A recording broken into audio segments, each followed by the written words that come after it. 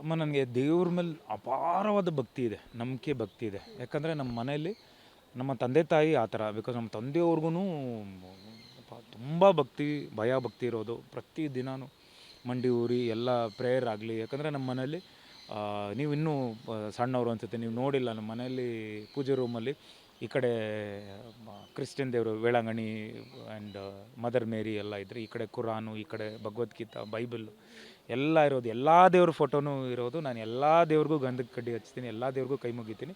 ಹೆಚ್ಚಾಗಿ ಈಗ ನನಗೆ, ಈಗ ಅಂತಲ್ಲ, ನಾನು ನಿಶಾ ಅವ್ರು ಬಂದ ಮೇಲಂತೂ ಬಾಬಾ ಗುರುಗಳು, ಬಾಬಾ ಆಗಲಿ, ಮಹಾದೇವ ಸಿನಿಮಾ ಸ್ಟಾರ್ಟ್ ಆಯ್ತಲ್ವಾ, ಆಗ ಆಗಿಂದ ನನಗೆ ಇನ್ನೇನು ಪ್ರಚಾರಕ್ಕೆ ಹೋಗಬೇಕು, ನನಗೆ ರಾಯರ ಮೇಲೆ ತುಂಬ ನಂಬಿಕೆ ಆಗಿ ನಾನು ಉರುಳು ಸೇವೆ ಮಾಡ್ತೀನಿ. ಅಲ್ಲೇನೋ ನನಗೊಂದು ಪಾಸಿಟಿವ್ ಫೀಲ್ ಬರುತ್ತೆ.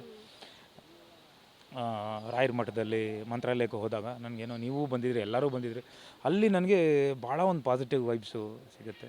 ನನಗೆ ಅಲ್ಲಿಂದ ರಾಯರ ಮೇಲೆ ತುಂಬ ಒಂದು ನಂಬಿಕೆ ಬರುತ್ತೆ.